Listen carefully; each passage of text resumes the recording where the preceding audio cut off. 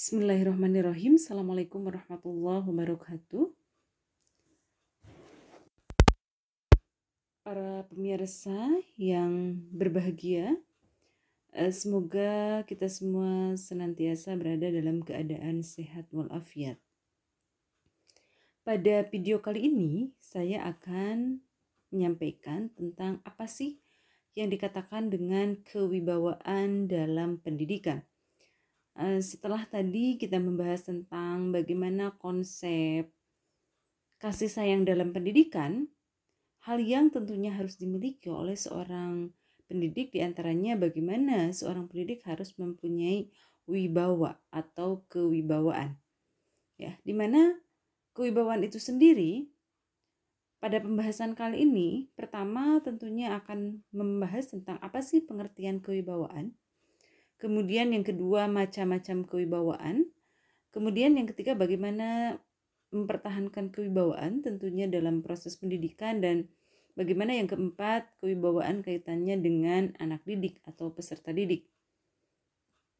Ya, kewibawaan dalam proses pendidikan merupakan salah satu ciri pendidik ketika tentunya terjadinya interaksi atau hubungan dalam kegiatan khususnya belajar mengajar di dalam kelas atau bahkan kegiatan pendidikan lain tentunya di luar kelas. Nah, interaksi atau hubungan pendidikan tersebut biasanya diwarnai oleh adanya aspek pendidikan yang didasari kewibawaan.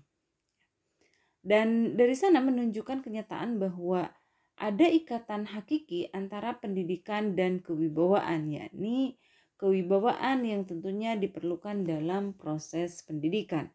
Nah, kewibawaan tentunya mempunyai peranan yang sangat penting dalam usaha bagaimana menentukan dan merumuskan tujuan, hakikat, dan arti pendidikan.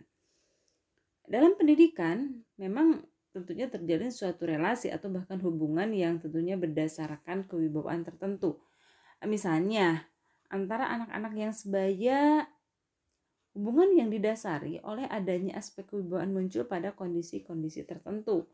Misalnya karena adanya dia ditunjuk misalnya sebagai ketua kelas misalnya atau pemimpin regu ya, dan yang lainnya.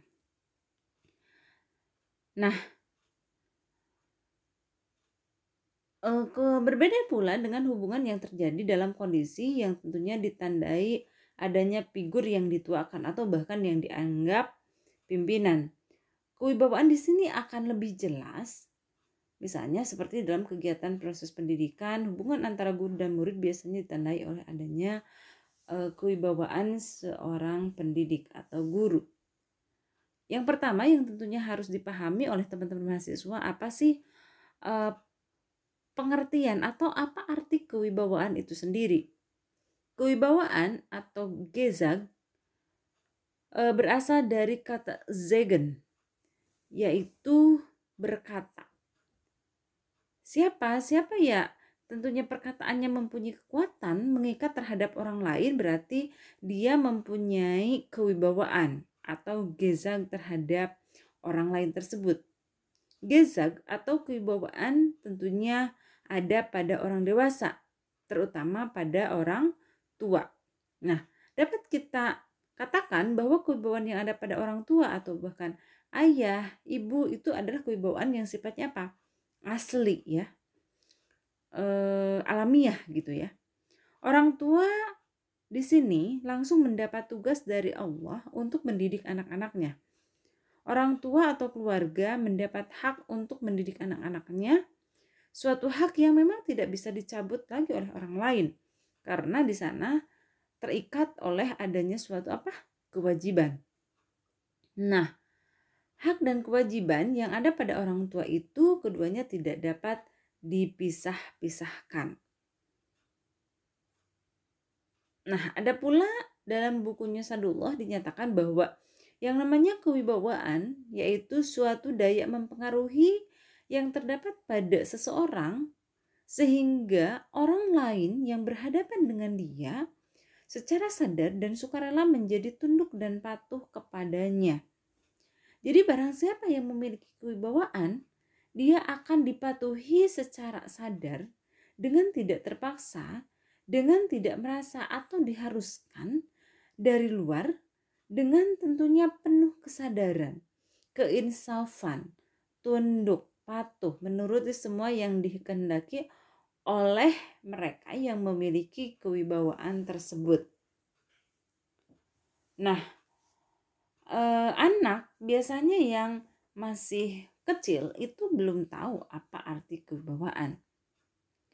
Terkadang anak ketika berhadapan dengan ibunya itu mereka tidak paham apa kewibawaan, tapi terkadang kenapa mereka itu menuruti misalnya semua perintah ibunya, karena ya anak melihat misalnya ibunya marah, ibunya bermuka cemberut, masam, jadi takut gitu ya.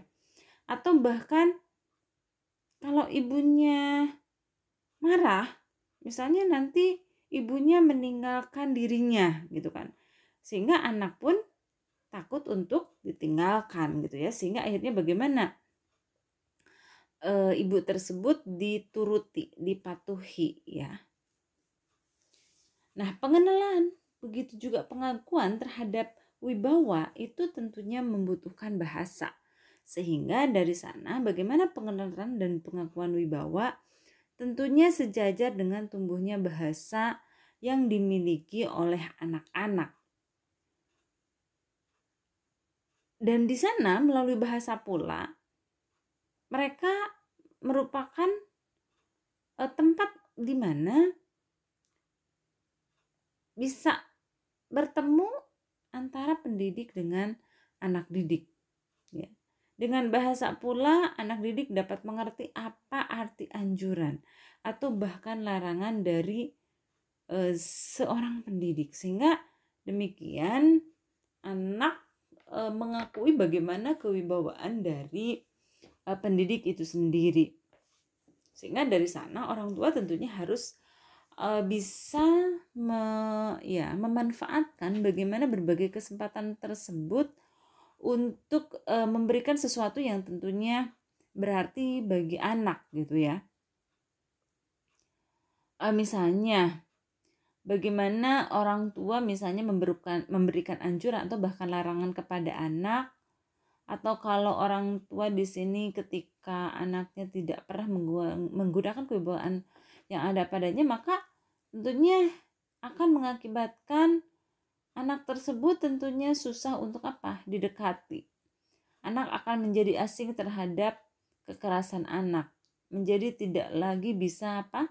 Dinasihati atau bahkan didekati. Sebaliknya bila orang tua terlalu banyak menggunakan kesempatan bertemu dengan anak, misalnya dalam bahasa terlalu banyak memberi anjuran, menasihati atau bahkan melarang anak, di sana pula akan memberikan akibat yang tentunya dapat merugikan dalam proses pendidikan. Misalnya terlalu sering dinasihati misalnya ya, terlalu sering dimarahin, di sana tentunya tidak baik pula, di mana anak akan tumbuh menjadi anak-anak yang acuh tak acuh gitu ya. Bahkan anak terkadang sering merasa ragu gitu ya, ketika dia ingin melakukan sesuatu dia merasa takut gitu ya, takut salah ini salah itu, jadi saya harus ngapain gitu ya, karena ya itu terlalu keseringan gitu kan. Makanya bagaimana ya tentunya harus sesuai dengan proporsinya.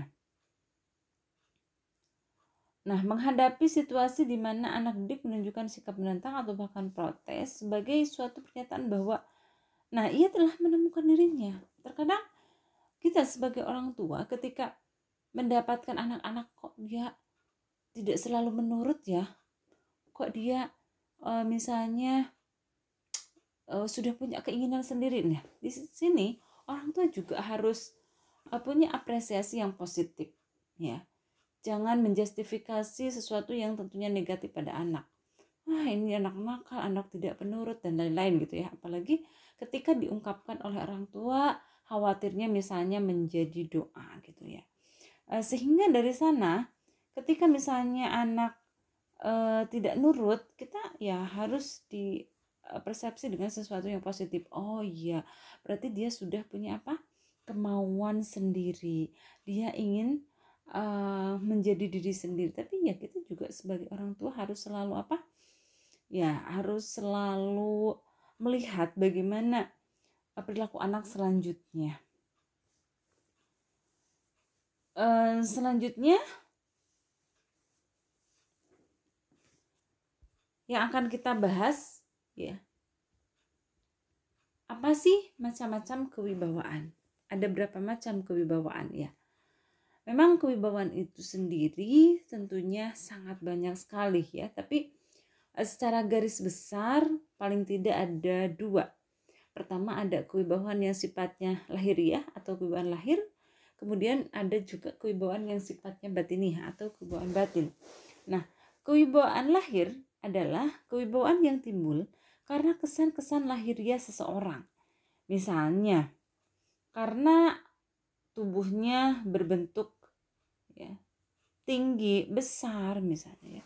Kalau kita melihat misalnya polisi atau bahkan pas pampres, wah, begitu lihat, dia tinggi, besar, pakaiannya rapi, lengkap, kira-kira gimana gitu ya. Akan kita yang melihat itu, wah, simaknya lain gitu ya. Nah itu.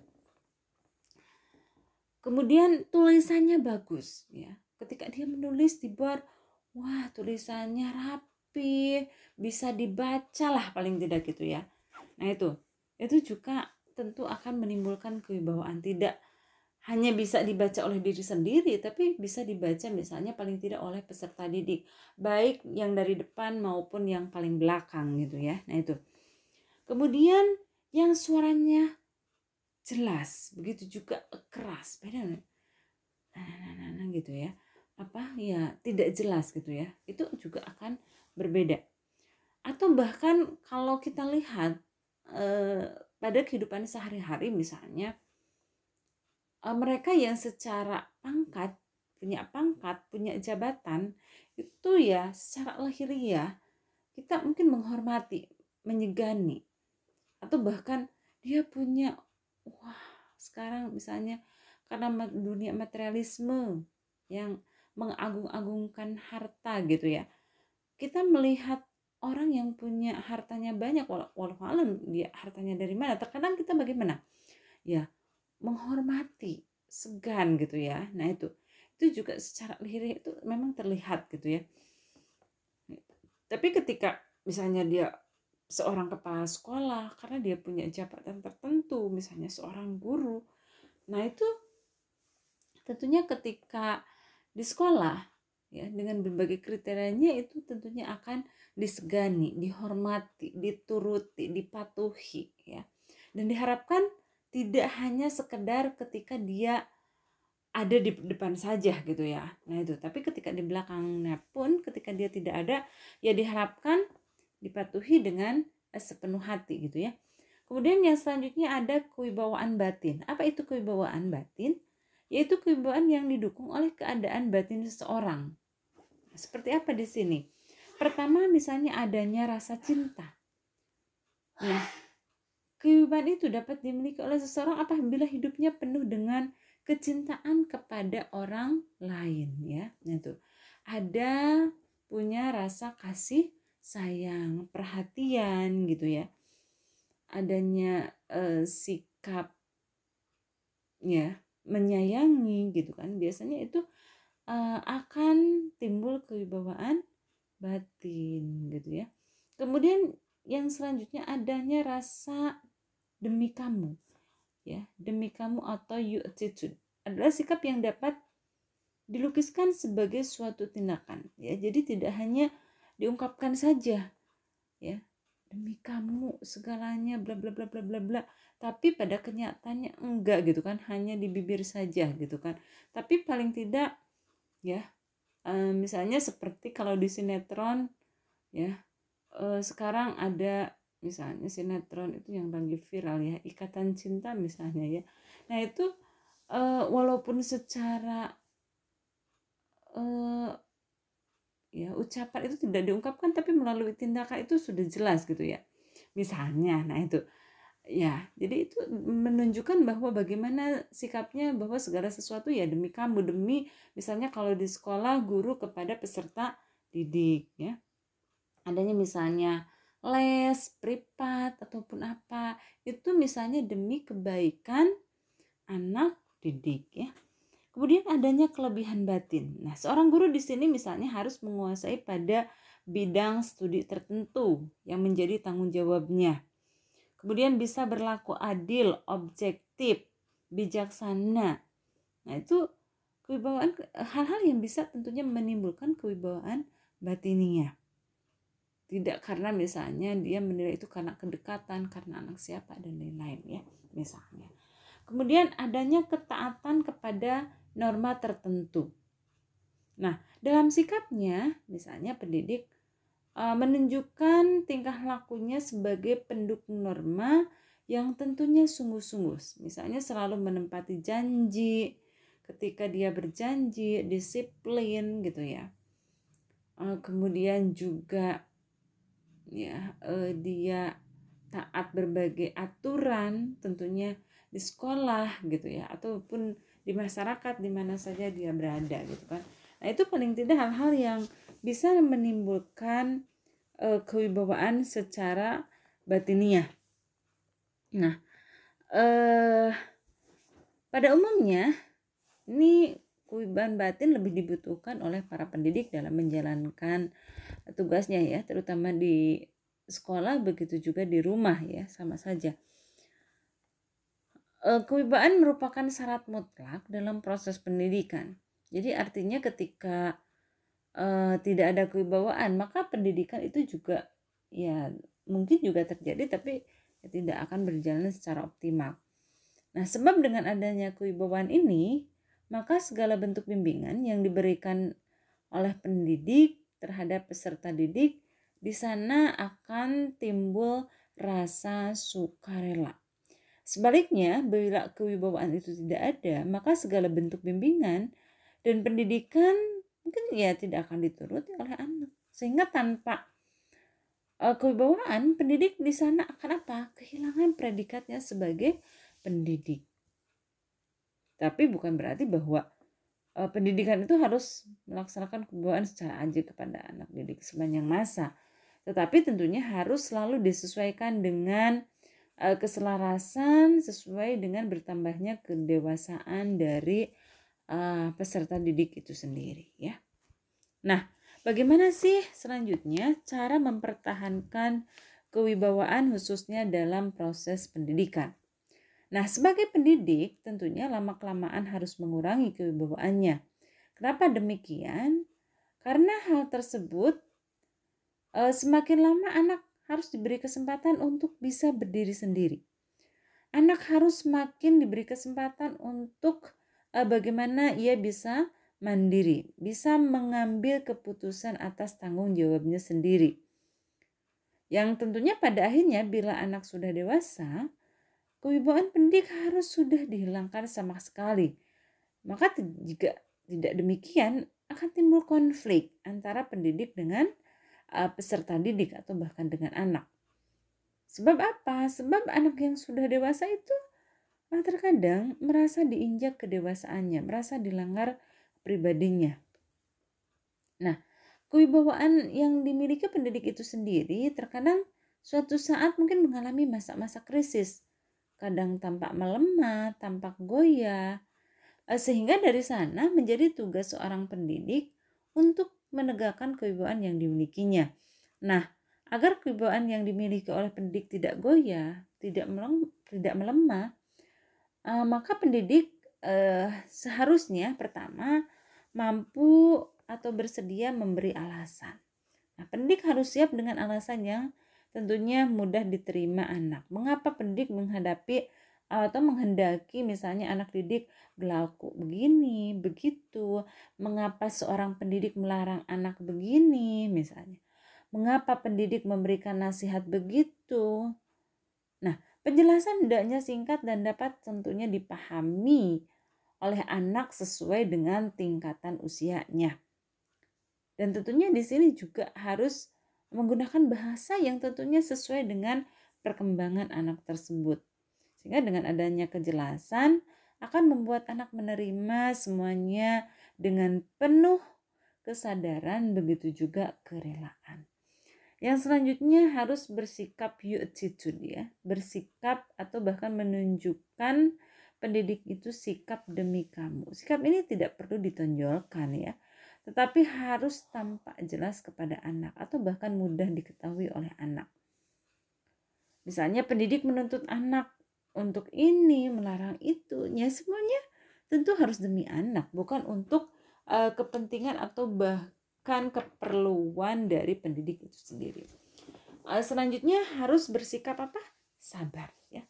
Nah, pendidik harus selalu bersikap sabar, memberi tenggang waktu kepada anak didik untuk mau menerima perintah atau bahkan nasihat yang diberikan oleh pendidik. Mungkin pendidik di sini harus memberikan nasihatnya berkali-kali.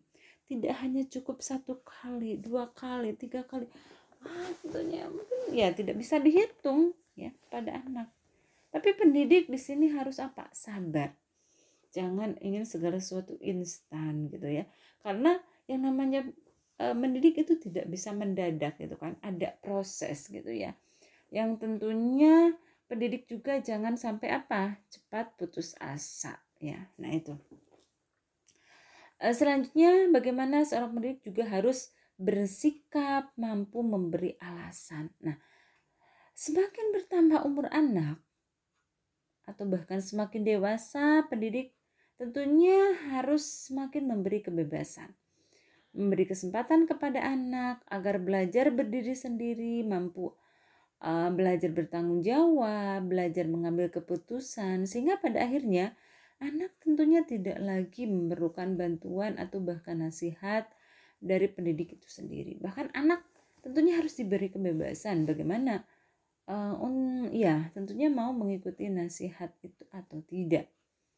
Dan suatu kenyataan bahwa ketika anak lebih dari seorang pendidik, misalnya ketika di dalam rumah, paling tidak anak didik sudah menghadapi 2 orang pendidik. Nah, di sekolah lebih banyak lagi menghadapi bagaimana pendidik yang banyak, anak tentunya akan memperoleh berbagai persoalan. Nah, ketika hal ini terjadi, maka pendidik tidak atau ya jangan sampai menunjukkan sikap atau ya tentunya antara sikap dan tindakan itu harus satu kesatuan yang memang tidak bisa dipisahkan, sehingga dari sana ya tentunya anak tidak merasa bingung ya. Tetapi sebaliknya bila sikap dan tindakan pendidik tadi sama, maka akan menguntungkan terhadap anak ya, karena anak tidak perlu lagi memilih mana yang tentunya akan diikutinya ya, karena sudah seiring sejalan ya.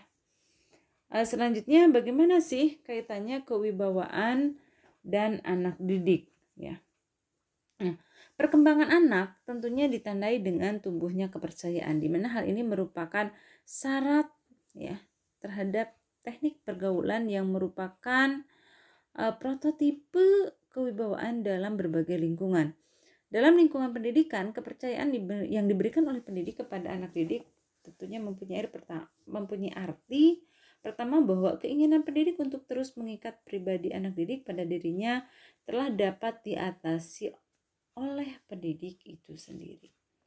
Kemudian yang kedua, bahwa kepercayaan itu merupakan suatu tempat sumber bagi anak didik untuk bisa tumbuh dan berkembang.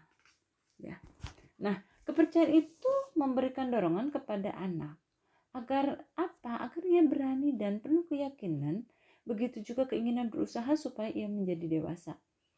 Kedewasaan dapat dikatakan akhir masa pendidikan dalam arti apabila manusia itu telah dianggap mampu menjalankan kewibawaan atas diri dan segala sesuatu yang dapat dipercaya. Di samping ia juga tetap mengakui serta menurut kepada kewibawaan yang lebih besar atau bahkan yang lebih tinggi ya.